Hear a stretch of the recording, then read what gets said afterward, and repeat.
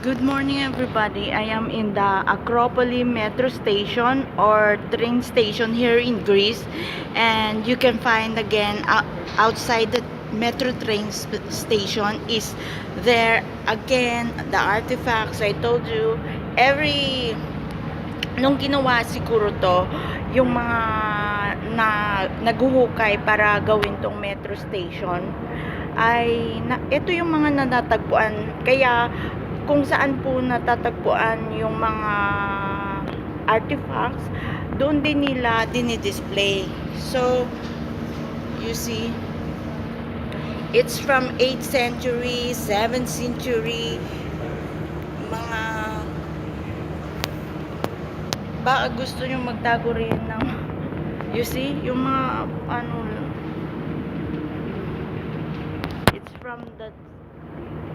it's from this, the pieces of this. Yung banga, ito.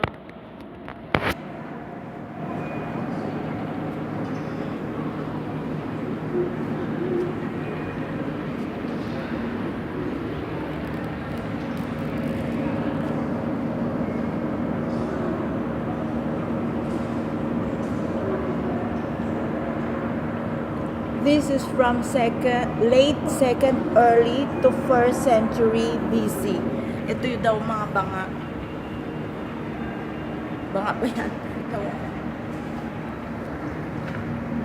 Amphora of Italian provenance.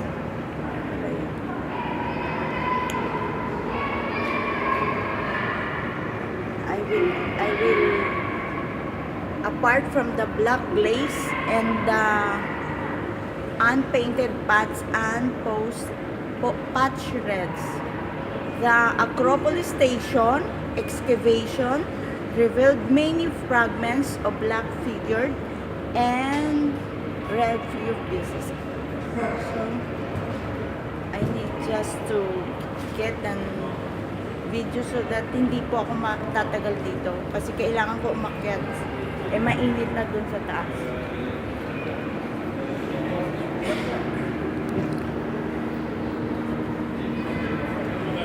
Ito yung parang yung hablon, if you know hablon, yung you see,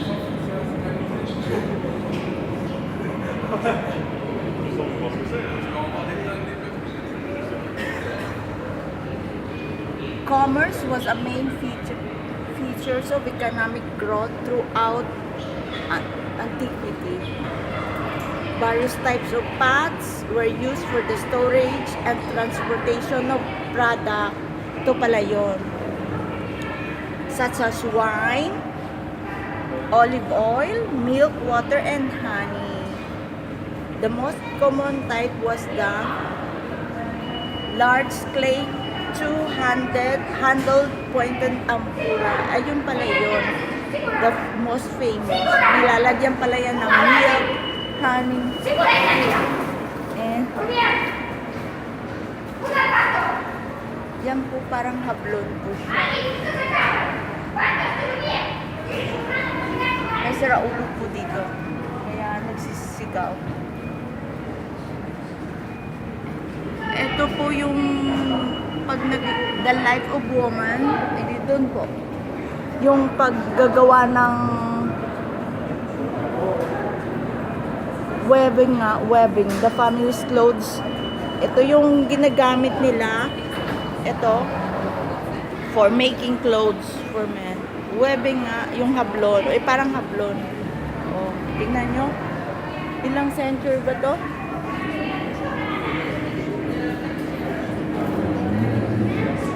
Wala, hindi nakalagay kung kailan ito na, hindi ko makita.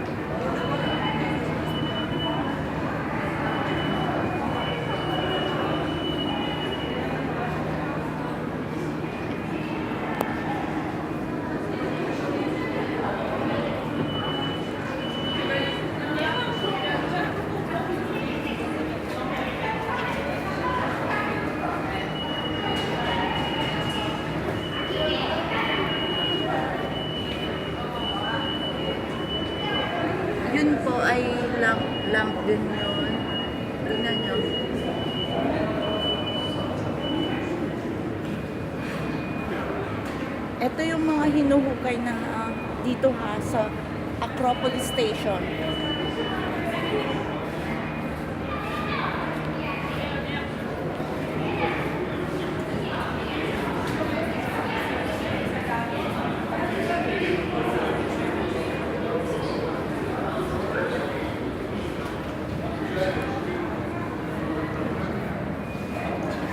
Yung mga gamit nila pangtitibay.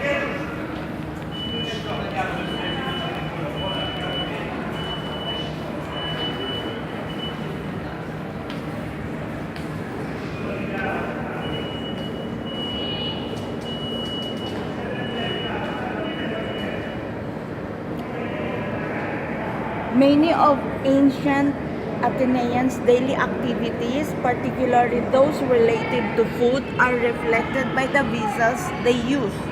The excavation of the Acropolis station brought to light a great number of clay pots from various periods and of types commonly found in settlement. So, you see, yan o. Siguro ito yung ano nila. Ito rin na ano din nila na makuha. Ito siguro mga plate nila. So, that's all for now. And the last is, you see how they get it? May picture pa. Ayan o. Nakabaon. Yung mga nakabaon ng mga gamit. Pinipicture nila paano nila nakita. Galing ano.